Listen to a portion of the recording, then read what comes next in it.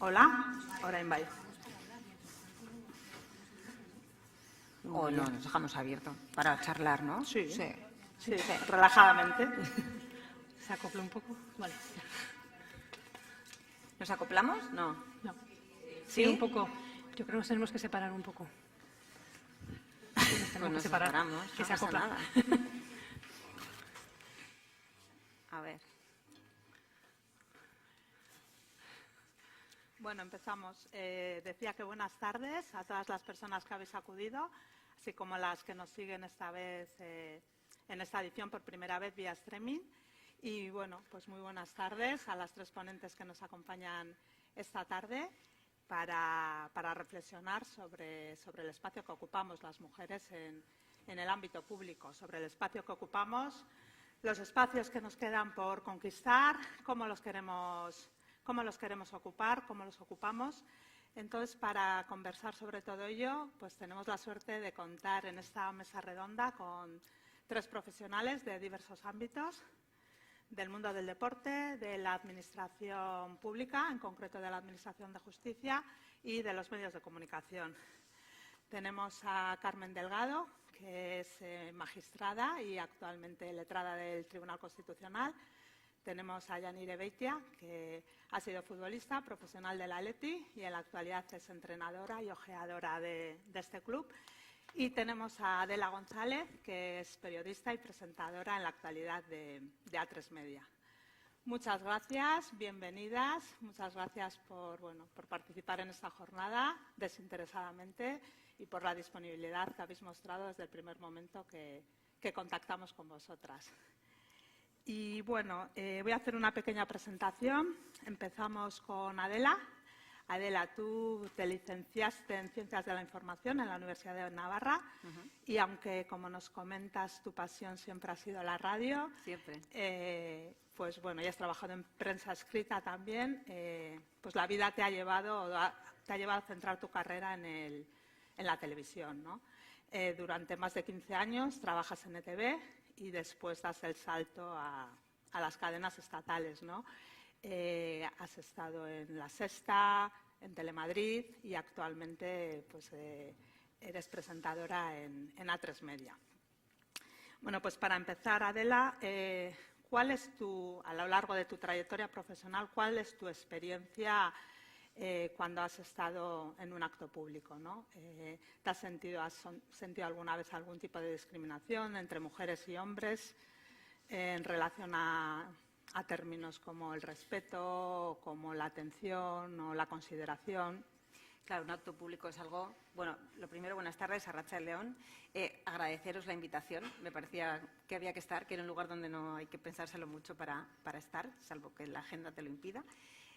Os lo agradezco y a todas las personas que están hoy aquí y a quienes nos están viendo a través de las redes. Decía que definir el espacio público es algo que primero deberíamos acotar, ¿no? ¿Qué es espacio público? Espacio público es esto, donde estamos ahora mismo. Espacio público es presentar un congreso y espacio público es un medio de comunicación, es un plato de televisión, es hacia donde se llega, donde llegas hacia todo el mundo, ¿no? Claro, mi experiencia que ha ido, pues, a lo largo de los años centrándose en televisión, pero he trabajado en un periódico. Y cuando eres una becaria y llegas a un periódico y vas a una rueda de prensa, pues a la becaria siempre la dejan al fondo y casi que no le dejan preguntar. Entonces, ese tipo de cosas se ha visto. Cuando has sido becaria también en una radio, por ejemplo, y has tenido que aguantar comentarios de compañeros hombres que ahora mismo serían denunciados, no solamente ante tus jefes, sino ante incluso un tribunal, eso en el año 90 nadie se lo planteaba. Todo el mundo hacía una risita y ya está. Y a la persona que decía ese comentario, pues le decía, no te pases con la pobre becaria. ¿Quién no ha sido la pobre becaria, no? Y te lo has comido. Te lo has comido porque no te sentías arropada y porque cada una se lo comía de forma individual. Pero si tú lo hubieras puesto sobre la mesa, pues dirías, este tío mejor calladito, ¿no? Bien. Entonces, eso sí que ha tenido una progresión a la vez que progresaba la sociedad. A la vez que una progresa profesionalmente a base de trabajo, trabajo, trabajo, y de trabajar más por ser mujer, pues adquieres cierto poder. Y eso es así. Y con el poder lo adquieres porque tienes una seguridad. Yo no podría haber entrevistado a un ministro recién salida de la facultad en los años 90-2000 como lo puedo entrevistar ahora, en el año 2024, siendo quien soy. Y ese poder, creo que personalmente me lo he ido ganando poco a poco, como tantas y tantas mujeres, ¿no? ¿A base de qué decía? De trabajo. ¿Por qué? Porque cuando, por ejemplo, estás en un programa de televisión y tienes que hablar de cosas serias, tienes que currártelo más que tu compañero, porque te lo tienes que saber todo, porque no te pueden pillar en un renuncio. Él debería tener que hacer lo mismo, pero bueno, igual con un chiste, pues ya cuela un poquito la historia. O ciertos contenidos femeninos, que ¿por qué tengo que hacer yo?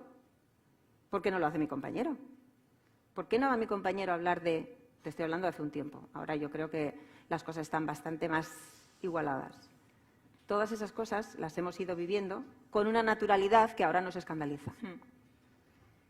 Y es en eso en lo que tenemos que ir trabajando y avanzando. Tener que trabajar más para brillar más, para hacerte un reconocimiento, para tener ese poder. Es cierto que la televisión, como medio de comunicación, tiene un poder extra. Porque si tú estás haciendo un programa en directo, todo lo que pasa se ve. Sí que he visto actitudes y he vivido actitudes en las que personas, compañeros, hombres, han decidido que mi pregunta no estaba bien planteada y han decidido que la querían replantear diciendo el mansplaining de, no, mira, lo que Adela ha querido decir. Corrigiéndote en directo. Corrigiéndome en directo. Entonces, no, mira, no me interpretes, ya me interpreto yo. Lo que he querido decir lo he dicho. Igual formulo la pregunta de otra manera, pero no vas a interpretar lo que yo he querido decir. Y eso yo lo he hecho, sin ningún problema. En un tono cordial, en un tono amable, pero por dentro estás diciendo, ya está bien, ¿no? ¿Vale? Y si hay que hacer un día un comentario un poquito más duro, se hace. ¿A base de qué? A base de trabajo, de trabajo y de trabajo. Y de trabajar más que ciertos compañeros, porque a ti se te va a exigir más. Entonces, esa es mi experiencia. Yo ahora mismo, ¿qué veo? Que hemos evolucionado, que hemos cambiado, que estamos yendo a mejor. Y que ciertas actitudes que antes en una entrevista se dejaban un poquito debajo de la alfombra, o a un entrevistado poderoso hacía un comentario machista, se barría debajo de la mesa, y ahora no. Y ahora tenemos el poder y el apoyo de poder echar ese comentario en cara, cosa que antes no se hacía. Y si no lo haces, te van a sacar los colores a ti, porque yo creo que esa es nuestra responsabilidad como mujeres y como periodistas, de hacernos valer como profesionales y hacer valer el trabajo de las mujeres. Esa es mi parte, que he tenido también experiencias en las que un compañero viene y te abraza y entonces a la tercera vez que te abraza haces así y no pasa nada, pero lo haces ahora. Igual hace 20 años nadie lo hubiera hecho. Sí, bueno, ahí está un poco el kit también, ¿no? Si la responsabilidad de esa respuesta tiene que ser individual o tiene que ser más colectiva, ¿no? Para no sentirnos tan solas, ¿no? En alguna ocasión, frente a algo incómodo. Sí, y eso es cierto. El problema es que, y lo comentábamos antes, en el inicio antes de empezar, ¿no? Que hay personas, hombres y también algunas mujeres, que no interpretan ciertos comportamientos como algo que tengan que modificar. Pero vamos, si solo te estoy dando un abrazo, porque mides 1,50, 1,60 y yo mido 1,90, pues entonces lo lógico es que te abrace y además somos muy guays y esto queda guay en la tele. Pues no queda guay. Y eso hay que decirlo, y hay que hacerlo. ¿Cómo? Hay muchas maneras para hacerlo. Yo lo he hecho. Quizá no se haya visto, pero el mensaje ha llegado. Entonces pasa una vez, no dos. Eso es un poco el empoderarse. ¿Todo el mundo lo puede hacer? No todo el mundo lo puede hacer. No todo el mundo. No todo el mundo tiene la forma de ser, el conocimiento y la experiencia para poder hacerlo. Y ahí es donde nos tenemos que apoyar. Quienes podemos hacerlo, quienes sabemos hacerlo y tenemos la oportunidad, a quienes no pueden por muchos condicionantes socioculturales, económicos. Ahí sí que tenemos que ser piña, ¿no? Sí, sí, completamente de acuerdo. Bueno, Yanire, pasamos contigo. Tú, Yanire, has sido futbolista profesional, entre otros clubes en el Athletic. Sí. Tú también nos cuentas que tu pasión siempre ha sido el fútbol. Y bueno, pues tal es así que creo que antes de los 20 años te ficha el Athletic y allí estás jugando 6 temporadas. Y bueno, pues llevas vinculada al deporte femenino, al fútbol, ¿no? Como entrenadora, pues en diferentes filiales del Athletic y también en la Federación Vizcaína de Fútbol. Y bueno, pues en la actualidad, además de ser profesora de primaria, de educación física, pues trabajas como ojeadora en el Athletic, ¿no? También, sí. Entonces, bueno, supongo que tienes muchas cosas que contarnos con respecto a tu experiencia, ¿no?, en el mundo deportivo. Sí, yo, como ha dicho Adela, sobre todo el cambio que ha habido. Nosotros cuando empezamos, yo fue de los primeros años que se formó el Athletic femenino, jugaba en el B primero y fue evolucionando poco a poco. Nosotros no éramos profesionales, no había contratos, luego todo eso ha ido cambiando, ha ido mejorando. Cuando jugaba yo no había categorías, ni siquiera había categorías. Pasabas de jugar a fútbol sala pues, con tus amigos a jugar con gente mucho mayor que tú, porque no había categorías. Y un poquito cuando nosotros empezamos con el Athletic fue un poquito el boom del fútbol femenino. Las niñas veían que las mujeres también podíamos jugar a fútbol. Entonces ahí pues hubo un cambio radical, se apuntaron un montón de niñas a jugar a fútbol, empezaron a haber categorías, entonces, y hoy en día hay unas estructuras en los clubes de fútbol femenino, pues que el cambio ha sido muy pocos años, muy grande. Y eso, las pioneras un poquito de eso, pues fuimos nosotras como jugadoras del Athletic, que hicimos que todo eso fuese un poco que las niñas pudiesen ver que había y que podían jugar. Ahora también se ve muchas más niñas jugando en el patio o jugando también con chicos en equipos mixtos. Cuando yo era pequeñita pues jugaba a lo mano porque no tenía opción de jugar a fútbol. Siempre iba con un balón en los pies, pero jugaba a lo mano. Y eso es porque la sociedad y yo de pequeñita pues no veía esa opción de poder jugar a fútbol. Luego ya cuando me hice más mayor y ya podía jugar con las mayores, pues ahí empecé. Dejé balonmano y me apunté a fútbol. Pero sí que ha habido un cambio en tiempo pues, abismal. Ahora ya hay contratos profesionales, ya ha cambiado mucho. Sí, lo que comentas, ¿no? Al final, si no tienes un referente, pues ni siquiera te imaginas que tienes esa oportunidad, ¿no? Porque no lo ves en tu día a día. O sea, que habéis hecho pues una gran labor, ¿no? Sí. En este campo. Bueno, Carmen Delgado Echevarría, comienzas tu carrera a los 27 años, tu carrera como jueza, ¿verdad? Y también muy pronto pues asciendes a magistrada.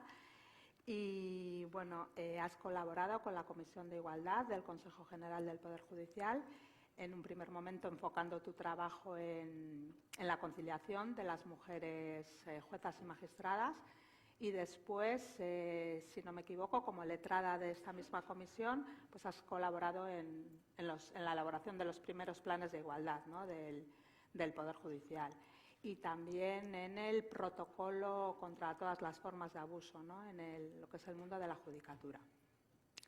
Entonces, bueno, cuéntanos un poco. Bueno, y tengo que decir que desde el 2022 trabajas como letrada en el Tribunal Constitucional, bueno, pues donde sigues comprometida, ¿no? con la igualdad. Entonces, cuéntanos un poco tu experiencia en este mundo de la judicatura.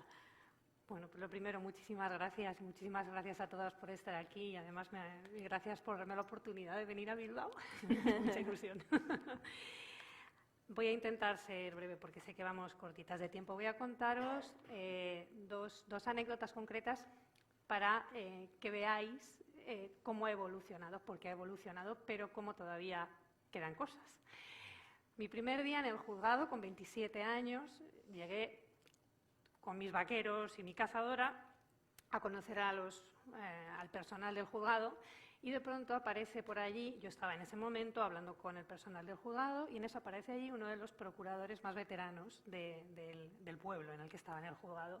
Y se me acercó por detrás, me cogió el culo, me miró y me dijo, ¿y tú, guapa, quién eres? Y nunca he sentido tanta satisfacción cuando le dije, yo soy la jueza. Qué maravilla. Y notas esa mano que se va separando. Efectivamente, estar en una posición de poder ayuda mucho. Ayuda mucho, pero no lo hace todo. Hace un año tuve que ir a un gran despacho de abogados de Madrid, porque me lo pidieron. Yo llevo muchos años trabajando en temas de trata de seres humanos y fui una de las coordinadoras de la Guía de Criterios de Actuación Judicial contra la Trata de Seres Humanos y es una materia de la que sé mucho y lo voy a decir así porque ya va siendo hora de que lo digamos. Muy bien, si se dice, claro que sí. Es que por aquí quiero ir. Es algo de lo que sé mucho. Y entonces fui allí y me habían organizado una visita con todos los socios y asociados, con todo el despacho en general, pero lo habían querido hacer un poquito más informal. Entonces, estamos en una gran mesa y aquí viene el dato curioso. Yo estaba explicando, además fue una cosa que hice también de manera absolutamente desinteresada porque me lo había pedido una persona muy cercana a mí que trabajaba en ese despacho. Entonces, yo desinteresadamente les dediqué 2 horas de mi tiempo a explicarles datos, jurisprudencia, evolución. Todas las mujeres que estaban en esa mesa sentadas estaban atendiendo con los 5 sentidos, perdón, los 7 sentidos, hacían buenas preguntas, intervenían y la mayoría de los socios también. Pero justo enfrente de mí había un socio vestido con la camisa abierta hasta aquí y sentado así.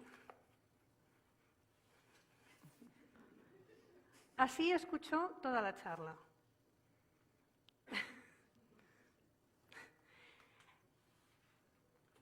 Esto, si va un compañero mío vestido de traje de la comisión del Consejo General, letrado del Consejo General del Poder Judicial, ni se le pasa por la cabeza. De entrada se pone un traje. Antes del evento procura hablar con él y después le invita a unas cañas o incluso a cenar a su casa para ir haciendo networking. Pero a mí me escuchó de esta manera. Me consta, porque sé cómo se comporta esta persona cuando son hombres. O sea, que me consta, esto no es una conjetura. Así que sí, tenemos que seguir haciendo por ocupar nuestro lugar y darnos la importancia que tenemos. Y aquí hay una cosa que me preocupa, y me voy a centrar en esto porque lo ha dicho Adela y me preocupa. Me preocupa que siempre lanzamos el mensaje de que como somos mujeres se nos va a exigir más. No puedes fallar jamás, no puedes cometer ningún error.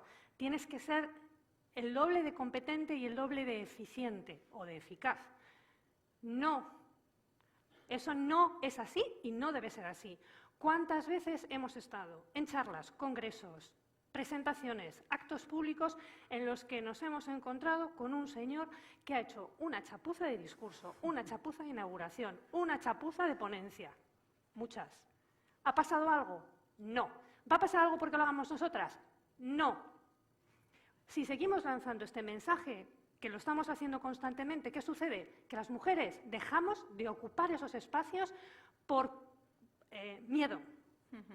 Y esto yo lo estoy viendo continuamente. En la carrera judicial es continuo, continuo. Si tenía que dirigir una actividad formativa, inmediatamente consultaba a mis compañeros y compañeras que conocía. Primero, a las compañeras. Todas me decían que no.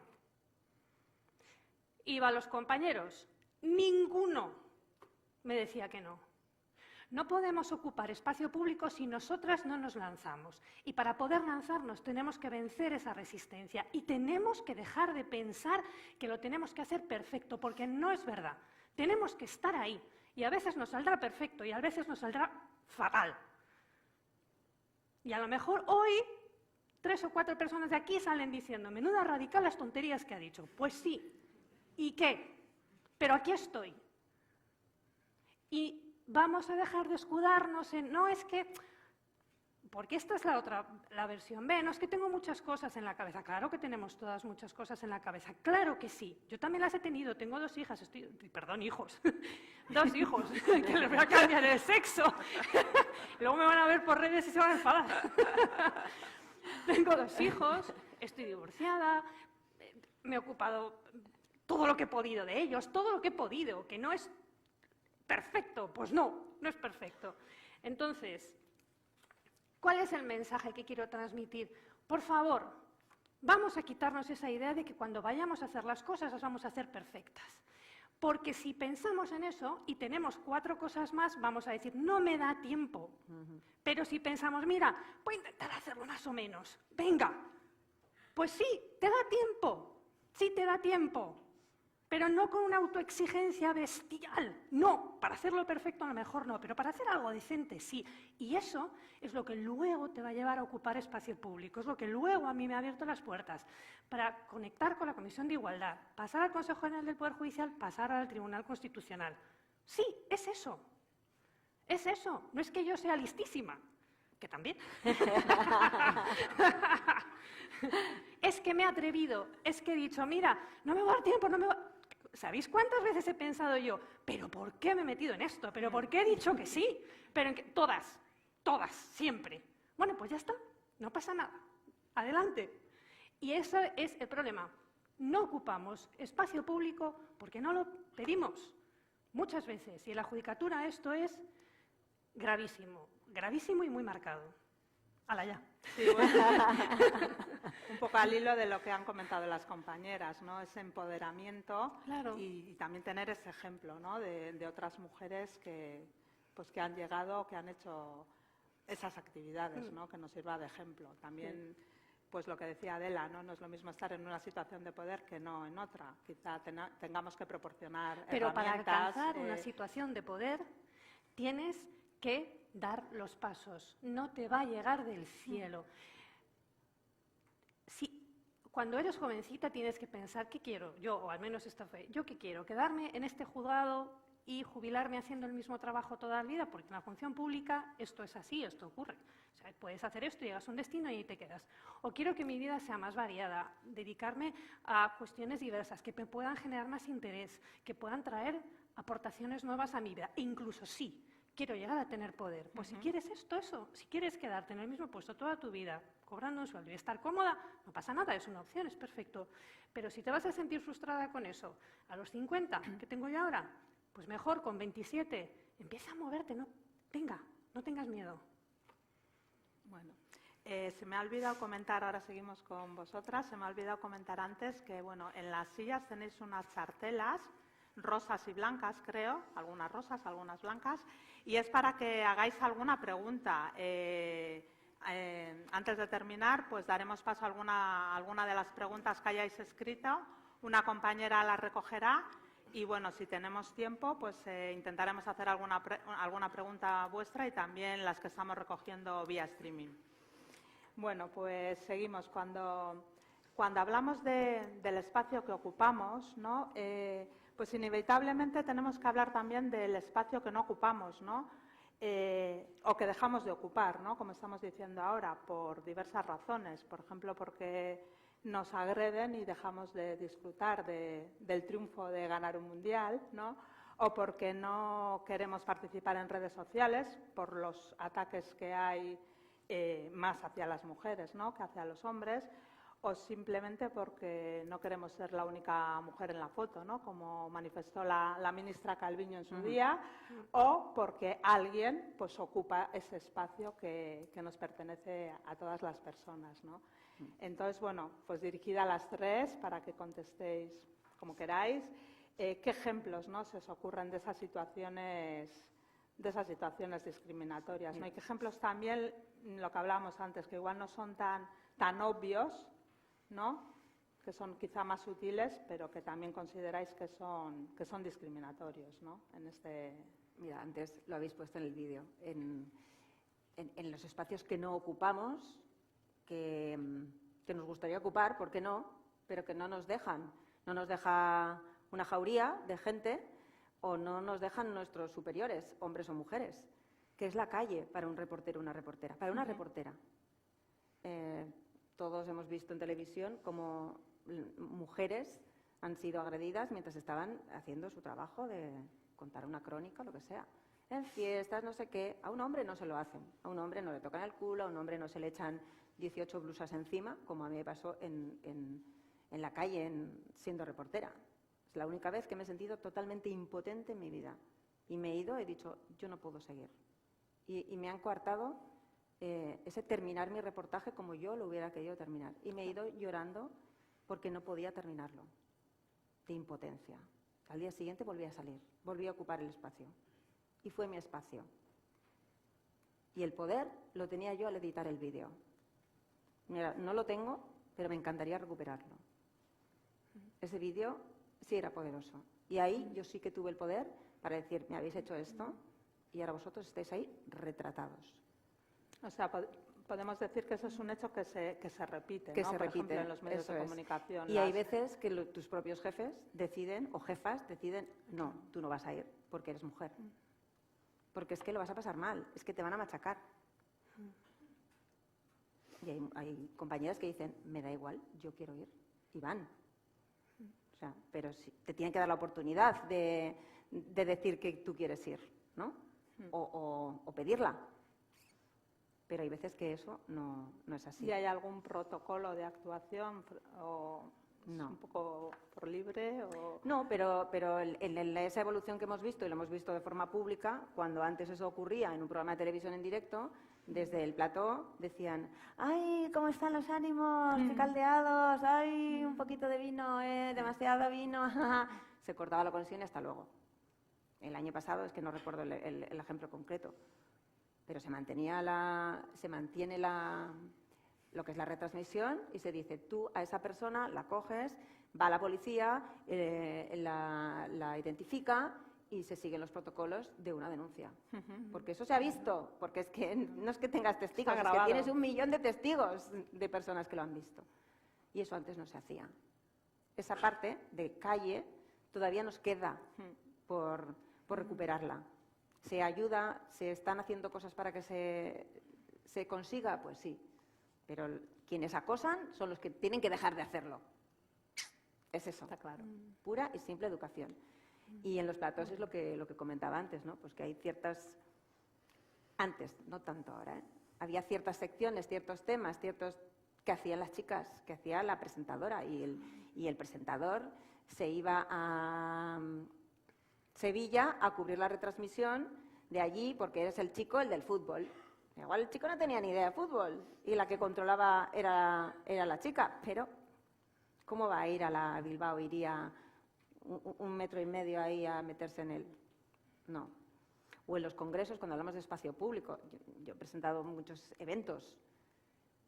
No me han llamado nunca para presentar un evento de coches, para hablar de motor, no. Porque, y si no, el papel que tienes en cierto tipo de congresos es un papel muy de azafata de congresos que no corresponde a yo te puedo hacer una entrevista a ti, señor de Ferrari, porque tengo los conocimientos para hacerlo, pero nadie piensa en ti, ¿no?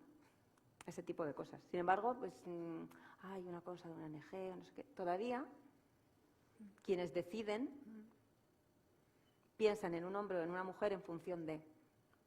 Entonces, ese espacio que nos lo tienen que dar, Porque tú no vas y pides, yo quiero presentar esto de los coches de Ferrari. Hay una organización que decide que tú presentas o tú presentas.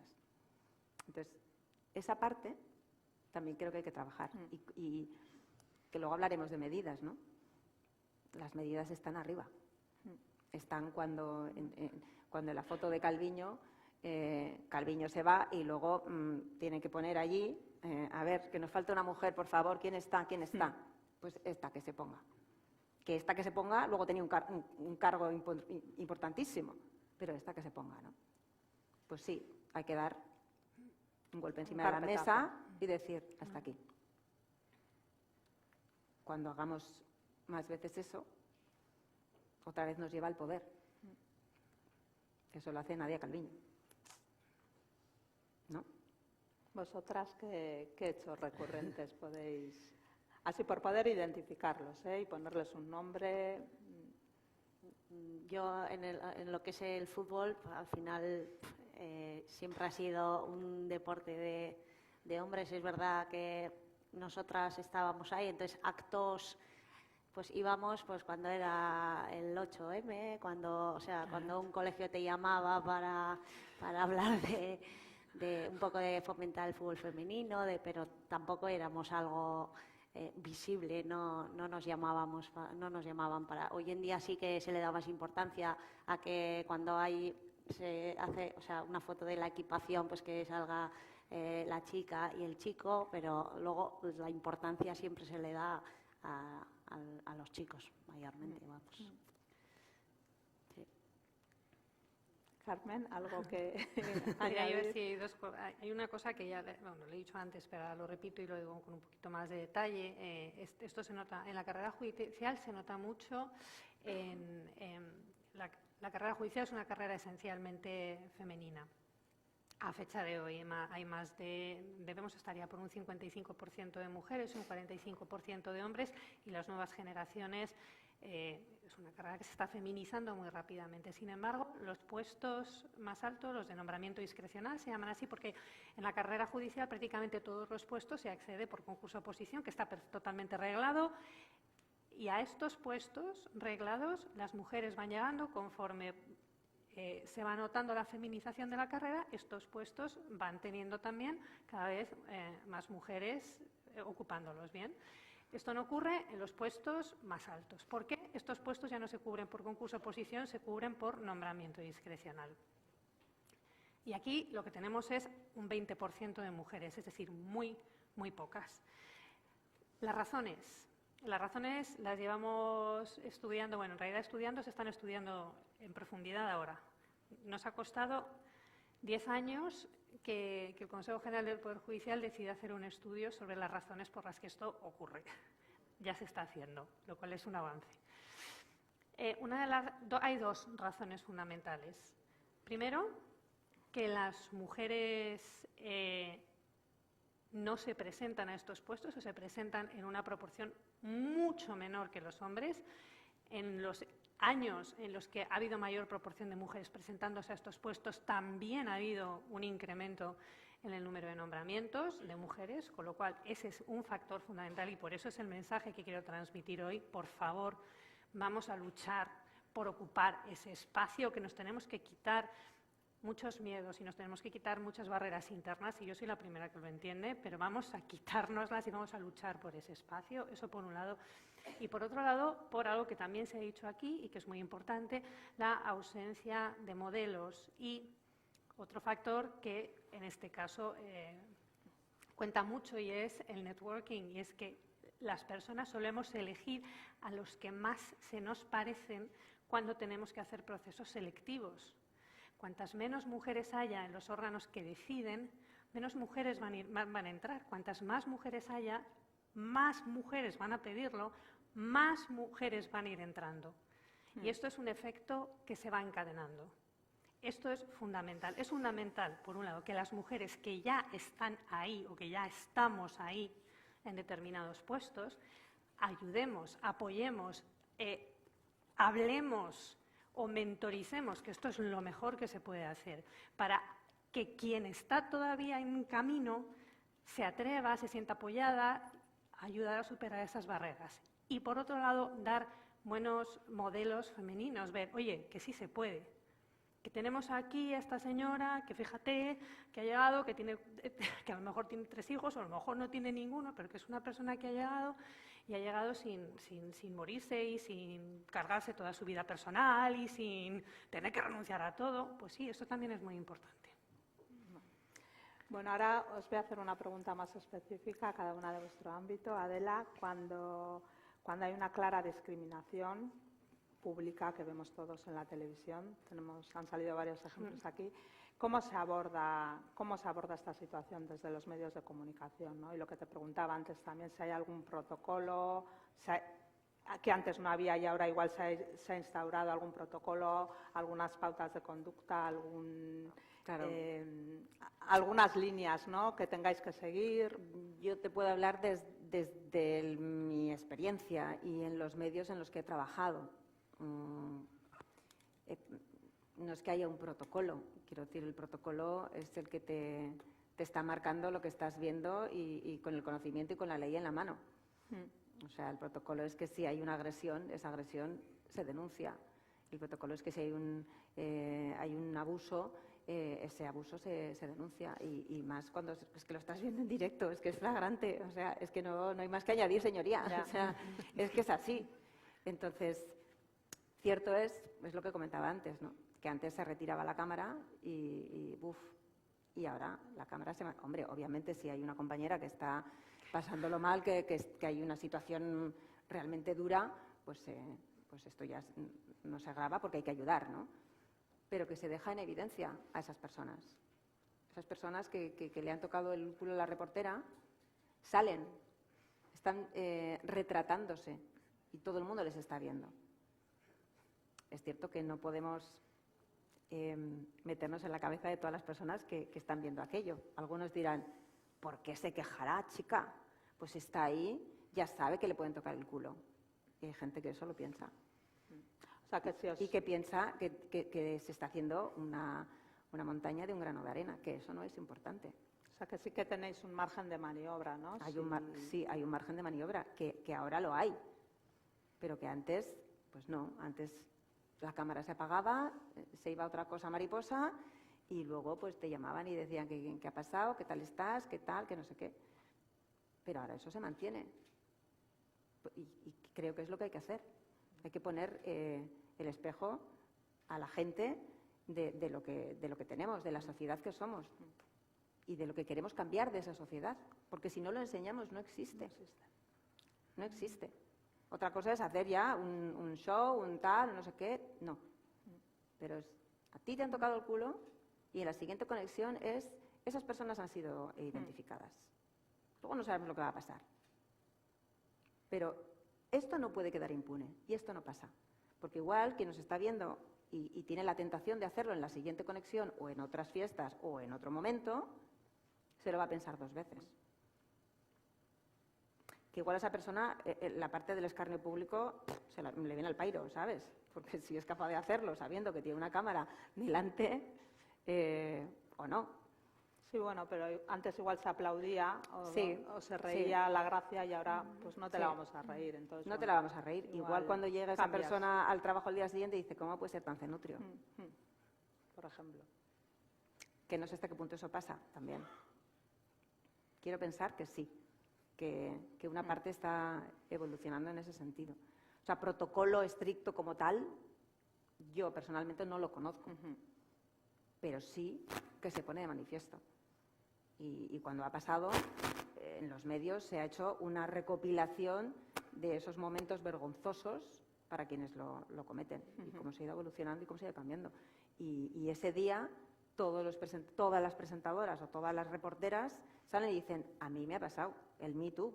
Pues es que es el Me Too de las reporteras. Es que no conozco a nadie que no le haya pasado en una retransmisión multitudinaria, ¿eh?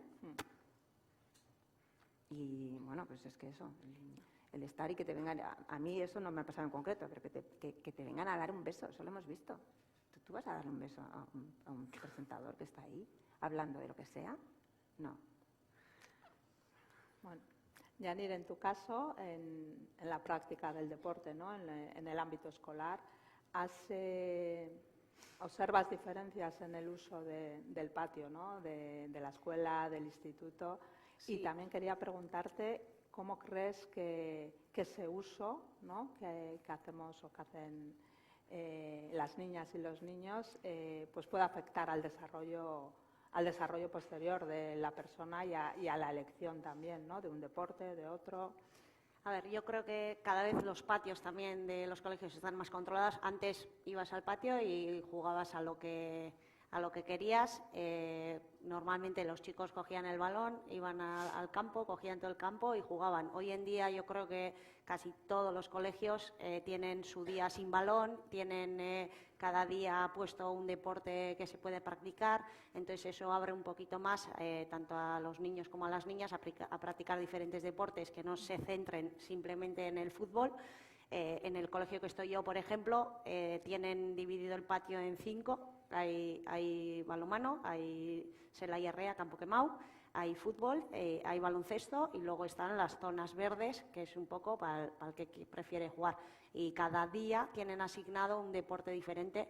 Entonces, cada día practican un deporte diferente, tienen la opción pero sí es verdad que donde hay un balón, el 80-90% de los que participan en los diferentes deportes suelen ser los niños. Siguen siendo los niños. Sí, sí.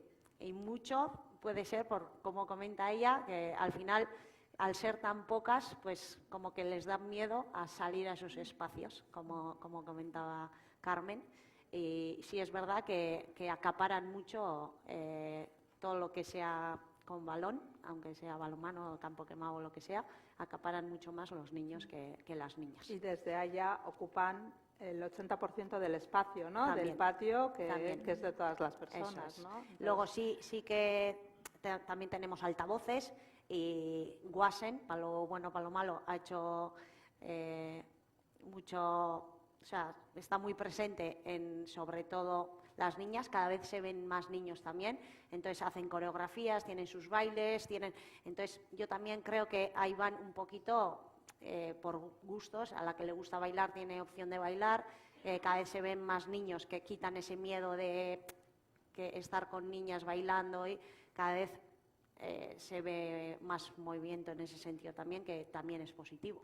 sí, que se ha diversificado, Eso ¿no? es, De alguna sí, forma. y darles las opciones de cada uno hacer lo que le apetece, o aunque a veces estén cohibidos por la mayoría también. Por los estereotipos. También. ¿verdad?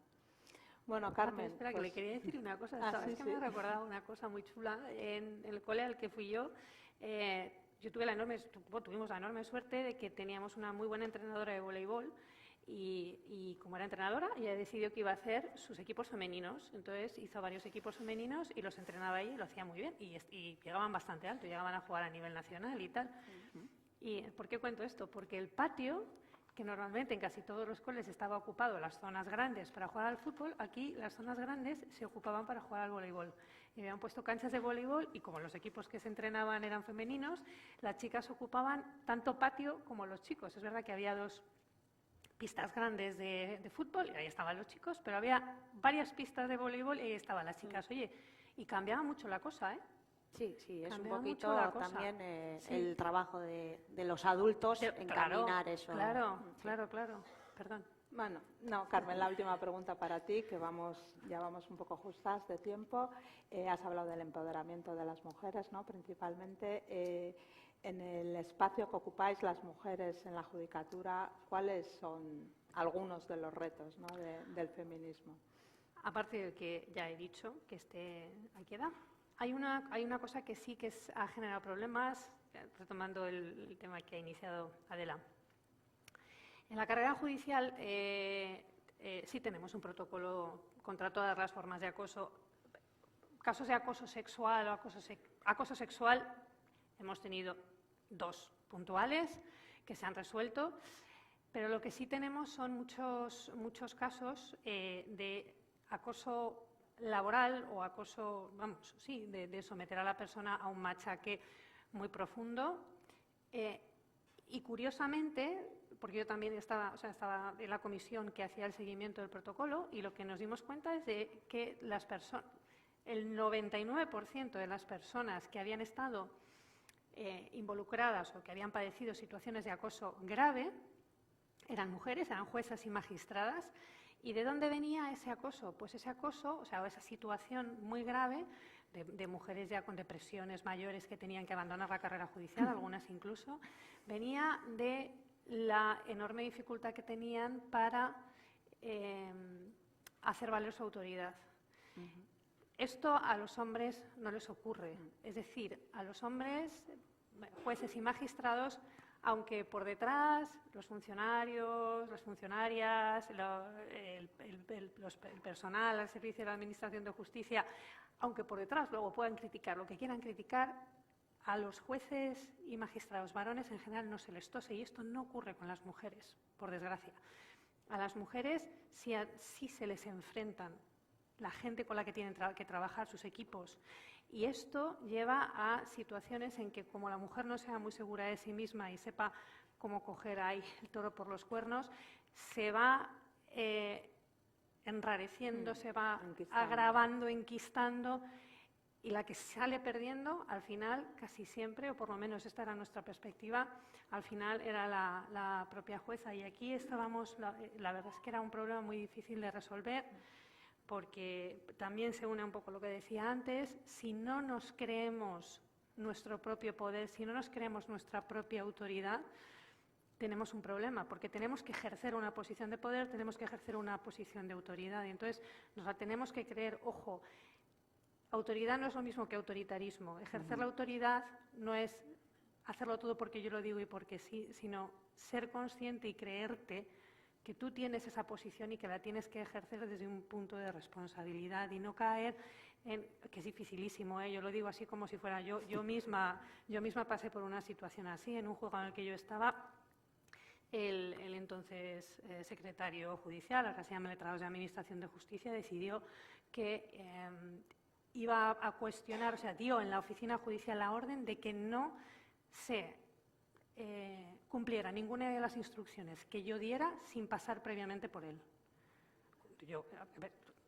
La jueza está por encima, pero como a él le habían dado, fue en aquel momento del cambio en que a los secretarios judiciales le dieron la dirección de la oficina judicial como la dirección del personal, aprovecho esto para dar la instrucción al juzgado de que ninguna instrucción que diera yo se cumpliera sin pasar previamente por él. Y ahí, pues se puso muy fea la cosa. Bueno, tenemos que ir acabando ya para dar paso a alguna pregunta. Simplemente y rápidamente, ya que hemos comentado las situaciones, hemos evaluado un poco la situación, ¿no? Pues para dirigirnos un poco a la acción, ¿qué medidas creéis que se pueden ir adoptando, ¿no? Para que estas situaciones para ponerles freno al menos, ¿no? A estas situaciones y para poder asegurar un uso más igualitario del espacio? Puede ser muy breve. Educación. Ya está. Hay que educar. Hay que educar a las chicas, hay que educar a los chicos. Es educación. Es decirles lo que hay, no lo que nos gustaría que fuera, que también es lo que queremos que sea y lo que debe ser, que es la igualdad. Trabajemos más, menos, brillemos más, menos, tengamos más poder o menos. La educación es lo que nos va a hacer iguales. Eso.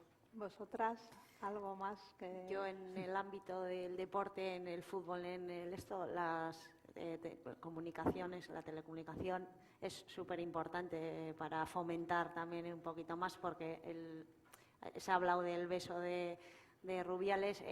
Cuando ganaron el Mundial no se habló de una victoria de un equipo femenino. Pasó a un segundo plano totalmente. Entonces yo creo que tiene mucha fuerza y mucho poder las comunicaciones en este caso. Sí. Lo que yo voy diciendo todo el rato, tenemos que ganar confianza en nosotras mismas. Todas las estadísticas demuestran que tenemos una formación excelente y que tenemos unos niveles de desempeño muy buenos en los campos en los que estamos. Solo nos falta creérnoslo. Muy bien, pues creo que Adela tiene alguna pregunta para vosotras. Bueno, aparte de ese momento ayudar, ha llegado también el momento de dar voz a todas las personas existentes, ¿no? Esta sesión. Y bueno, como andamos ya muy justas de tiempo, me he permitido igual hilar algunas de las preguntas que se han formulado a través de las tarjetas que hemos recogido, porque de alguna forma las veo relacionadas, ¿no? Hay una pregunta referida en relación con ese empoderamiento que aludía Elena González, ¿no? De las mujeres. Bueno, preguntan si también habrá que referir algún cambio, ¿no? A los hombres, ¿no? No siempre exigirnos que nosotras nos empoderemos, ¿no? Hay otra pregunta también relacionada con esto, en el sentido de, bueno, si esto se está dando también a su vez una cierta extensión de un sentimiento de victimización, ¿no? Por parte de los hombres, de algunos hombres.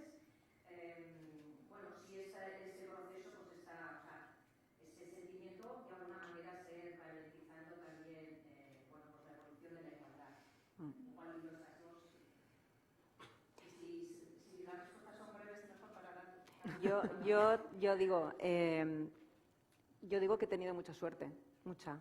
He tenido muchas jefas mujeres que también, vamos, creen firmemente en la igualdad y nos han dado, al ser nuestras jefas directoras y superioras, no directora de programas, sino directoras de programas, y que creen en la igualdad, nos han tratado a hombres y a mujeres, a presentadores y a presentadoras, periodistas, de forma exactamente igual.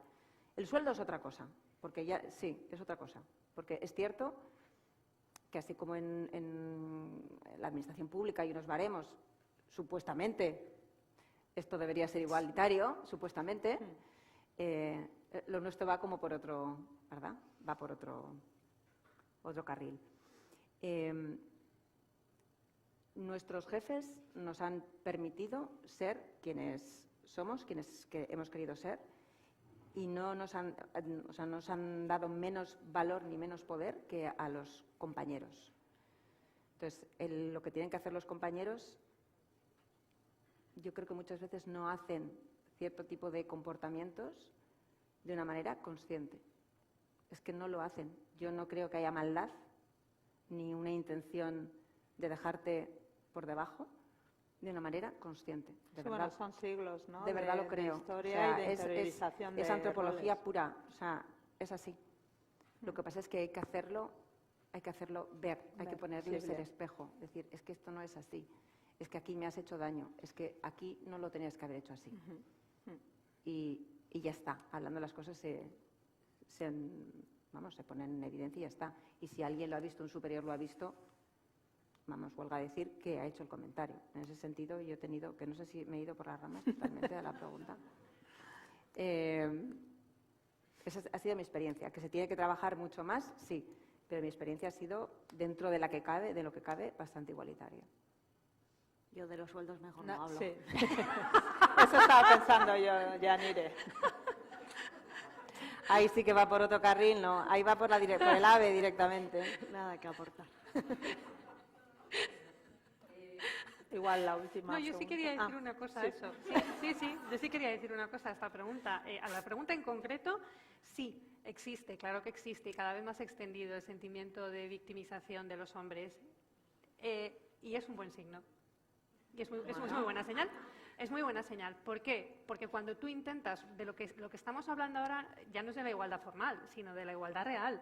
Y cuando hablas de la igualdad real es cambiar estructuras, cambiar modos de vida, cambiar modos de pensamiento. Esos modos de pensamiento suponen que tienes... Es que yo tengo 2 hijos y están todo el día dándome la barriga con esto. Claro, tienes que cambiar formas de pensamiento. Y me dicen, mamá, es que ahora ya no te puedes acercar a una chica y ligar con ella, no sé qué. Y digo, bueno, pues sí, lo puedes hacer, pero tienes que pensar de otra manera. O sea, ya no te valen las recetas antiguas. Eso es lo que ocurre. El espejo. Claro, no te valen, ya no te valen. Entonces, cuando las cosas se mueven, se genera inseguridad y esa inseguridad lleva al victimismo. Claro que sí, claro que lo hay. Y además es muy bueno.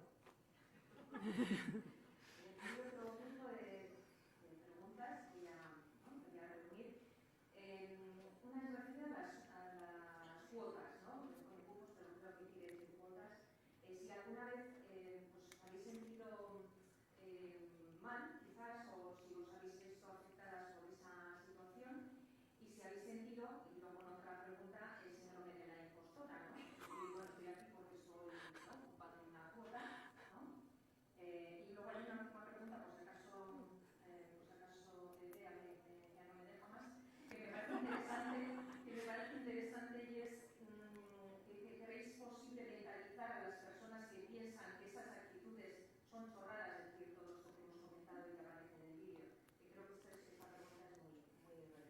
Perdona, ¿puedes sí, repetir la puedo última? repetir, sí, sí.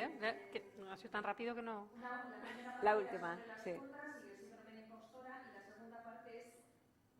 ¿Qué mensaje o si se puede mentalizar o sensibilizar a aquellas personas que piensan que estas actitudes que hemos relatado aquí en la sesión, que aparecen en el vídeo, piensan que son chorradas, que son tonterías? Sí, eso es lo que comentábamos antes, ¿no? De entrar, pero chica, ¿por qué te pones así? Si, No es que se pueda, es que se debe. Claro. De hecho, para eso estamos aquí. Y cosas como estas es lo que tenemos que hacer. Por eso yo decía educación. Y hay una Educación y educación. Lo que tú les decías a tus hijos es Y que hay las una cosas cosa han cambiado. Y hay una cosa súper importante que tú has preguntado antes, que se ha pasado. Ha volado. A ver, ¿esto tiene que ser una respuesta individual o colectiva? Colectiva, porque Sí, no sí. todo el mundo puede o tiene Los en medios, el momento los le recursos. interesa. Entonces tiene que ser colectiva y cuanto más colectiva, mejor. Cuanto más colectiva, mejor. No es necesario, y esto lo has dicho tú y me ha parecido fenomenal, no es necesario montar un número, ni montar un pollo, ni nada. No, simplemente con no sonreír. Mirar a la persona seria y no sonreír. Ya está.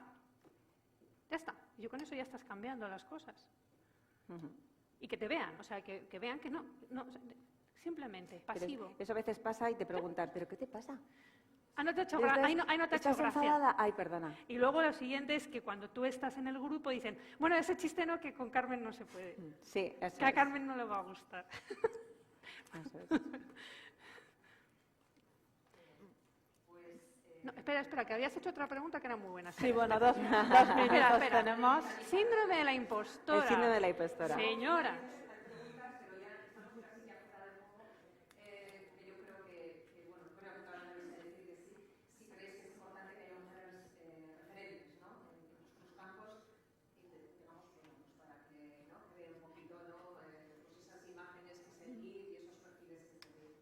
Cada vez más las hay en todas. Yo cuando terminé la carrera me fui a trabajar a un periódico en Ciudad Real, que decía, ¿dónde está Ciudad Real, Dios mío? Pues existe Ciudad Real. Te estoy hablando del año... Hemos coincidido tú y yo allí. ¿En serio? A ver, luego miramos. Que claro, es un salto físico y en el tiempo, en aquella época, porque parece que no, pero había un cambio brutal. Y aquel periódico lo dirigía una mujer. Y ella siempre se vanagloriaba de decir, soy la única mujer directora de un periódico de Ciudad Real, pequeñito, tal, pero soy la única. Ahora empezamos a mirar y hay más, hay muchas más.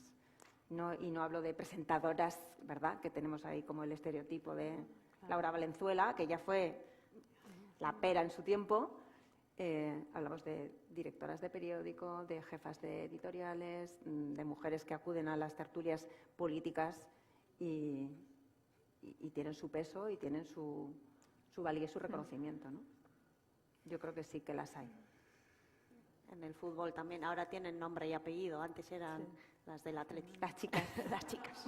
Ahora ya Es verdad, hay es verdad. chicas. Sí. Ahora hay nombres y apellidos. Bueno, pues... Sí, bueno, creo que hasta aquí no nos ha dado tiempo para más, es una pena, pero bueno, pues nos quedamos un poco con las ganas y así repetimos. Y otra vez, muchísimas gracias por haber venido y por haber compartido con nosotras este rato. Muchas gracias. A vosotros. Gracias a vosotras. Un segundo.